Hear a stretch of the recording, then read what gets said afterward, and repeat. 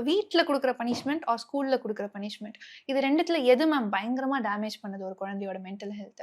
2மே டேமேஜ் பண்ணும். வீட்ல வந்து தண்ணிய தெரியாம கீழ கொட்டிருவாங்க. இல்ல கதவு தெரியாம வந்து டப்புன்னு சாத்திருவாங்க.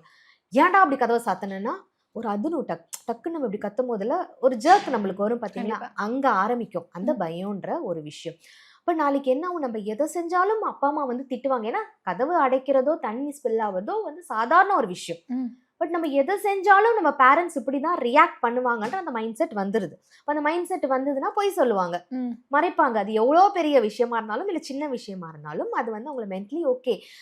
அப்பா, அம்மான்றது ஒரு ஸ்பேஸ், ஒரு நமக்கான ஒரு கம்ஃபர்ட்டான ஒரு இடம் கிடையாது அவங்க. அப்படின்றது கிரியேட் ஆயி லோன்லினஸ்க்குள்ள அவங்க போயிடுவாங்க.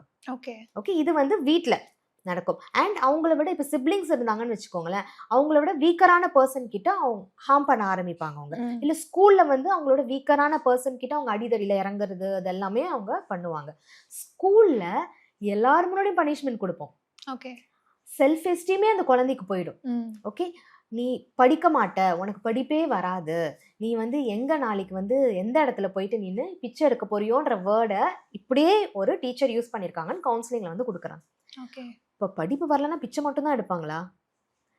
அண்ட் இது எல்லார் முன்னாடியும் குழந்தைகிட்ட வந்து சொல்லியிருக்கிறாங்க.